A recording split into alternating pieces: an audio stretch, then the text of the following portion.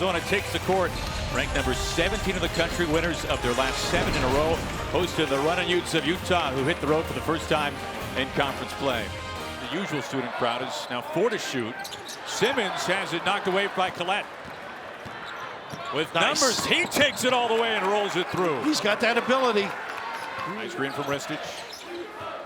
Not doing a good job flashing right there. That's the. Yeah, he's got everything here. Hooks, turnaround. Marketing with the hook and the bounce. You name it. So young and so good. What happened to us? Long rebound is Zamora pushing the tempo upstairs. Daniels throws it down. And Daniels signaled to him just about 5-6 feet over half court. Not a good play. Should have turned and kicked. Jackson Cartwright at the horn. Raindrop goes through. Woo! What a half that kid had, huh?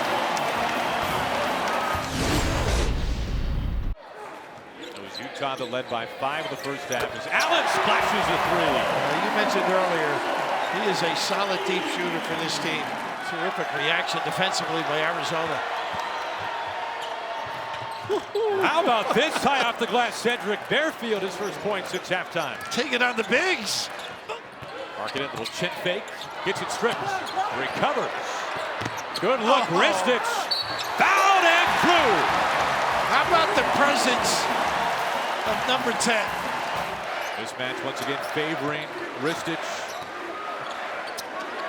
Raleigh Alkins lets it fly and he buries it. Well, they got some weapons, don't they?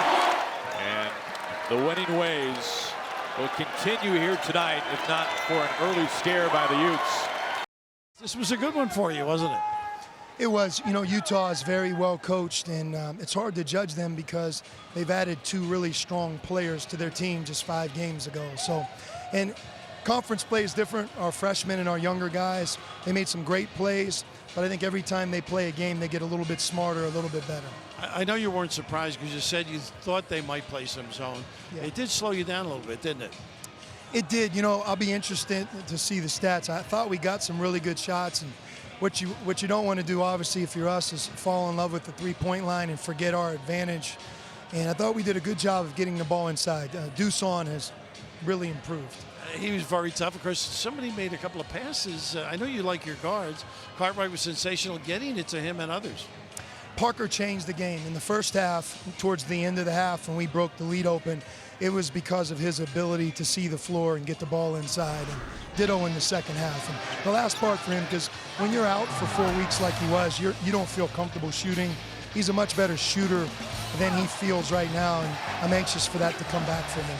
You know, you talked about your defense. How did you feel it performed tonight? You know, in stretches, we were good. In stretches, we gave up a few plays that moving forward, we're not going to be able to give up. But we're still here in early January, and when you just take inventory of who we're playing, we have a lot of guys in different roles, and I think they'll continue to improve and grow. You think it's timing too? You know, getting adjusted to one another? It is, you know, because our lineup, you know, Parker was gone for 7 games, and now he's back, and, you know, you get used to playing with each other, then you add somebody else. But I'll take the addition.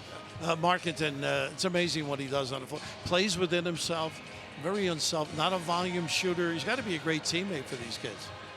He's awesome. I tell you what, everybody watches these freshmen, and we have quite a few talented ones in the Pac-12. You know, I think Lowry, I'll put him up against anybody.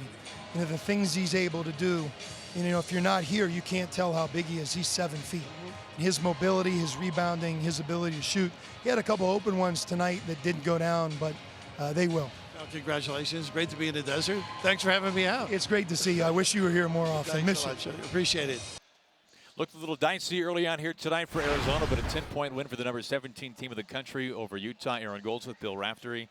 And Raf, we did not know at the time that it would be the man off the bench, PJC, Parker Jackson Cartwright, the not so great of size point guard for Arizona, rather. That would be the difference maker tonight. Well, he stepped up big time. His feel for the game, his passes, the entry, whether it was getting into the lane and finding somebody or the distance pass to the correct hand, the baseline side, ability to drop, step, and finish. And this is like a gamble pass for a lot of guys, but the proper arc, and this is what I love, him getting in that lane, whether he passed it to the bigs or kicked it outside. He has been, and you love this one. Well, they practice this, don't they? Oh, sure, absolutely. They do practice some crazy shots. I'll give Arizona that. They're fun to watch probably before Sean starts, of course.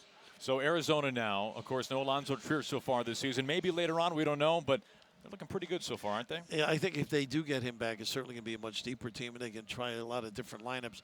The one thing in talking to Sean, the timing has got to get better. You know, ball reversal, get it inside. And those are things that a game like this certainly helps you with.